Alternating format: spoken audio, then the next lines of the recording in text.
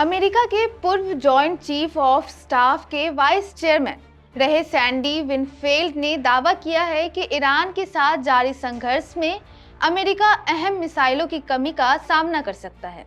उन्होंने कहा कि यह एक तरह की रेस अगेंस्ट टाइम है, जिसमें देखना होगा कि पहले किसका हथियार भंडार खत्म होता है। विनफील्ड के मुताबिक अमेरिका की इंटरसेप्टर मिसाइलें कुछ ही दिनों में खत्म हो सकती है। उन्होंने खास तौर पर पैट्रियट और अमराम जैसी एयर डिफेंस मिसाइलों का जिक्र किया। विनफील्ड का कहना है कि ईरान के शाहिद ड्रोन और बैलिस्टिक मिसाइलों के मुकाबले अमेरिकी मिसाइलें महंगी और सीमित संख्या में हैं। एक $20,000 के ड्रोन को गिराने के लिए $40 लाख की मिसाइल दागना आर्थिक रूप से भी भारी पड़ सकता है। इन दावों के बीच डोनाल्ड ट्रंप ने social media platform truth social पर कहा कि अमेरिका के पास मिड और हाई क्लास के हथियारों की असीमित क्षमता है।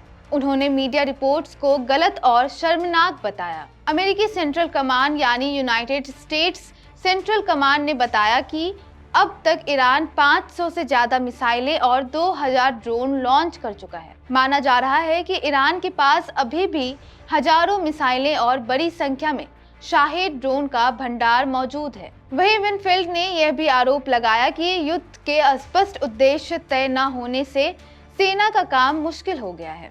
उनके मुताबिक जब तक सैन्य लक्ष्य साफ नहीं होंगे तब तक किसी ऑपरेशन को सफलतापूर्वक अंजाम देना कठिन है। उन्होंने यह भी कहा कि शायद इसी वजह से अमेरिका को इजराइल के अलावा अन्य बड़े सहयोगी नहीं मिल पा रहे हैं। पूर्व एडमिरल ने संकेत दिया कि यह हमला अमेरिकी मध्यावधि चुनावों से पहले ट्रंप की लोकप्रियता बढ़ाने की कोशिश भी हो सकती है। उनका कहना है कि अगर चुनाव में हार होती है तो ट्रंप के खिलाफ जांच और महाभियोग की प्रक्रिया तेज हो सकती है।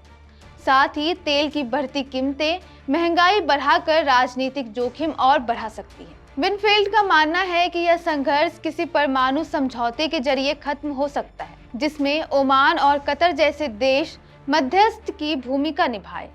ऐसे में ट्रंप जीत का दावा कर सकते हैं और ईरान परमाणु संवर्धन पर कुछ शर्तें मान सकता है।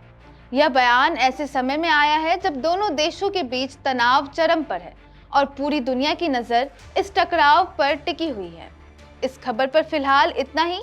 बाकी तमाम खबरों को जानने के लिए देखते रहिए India.com।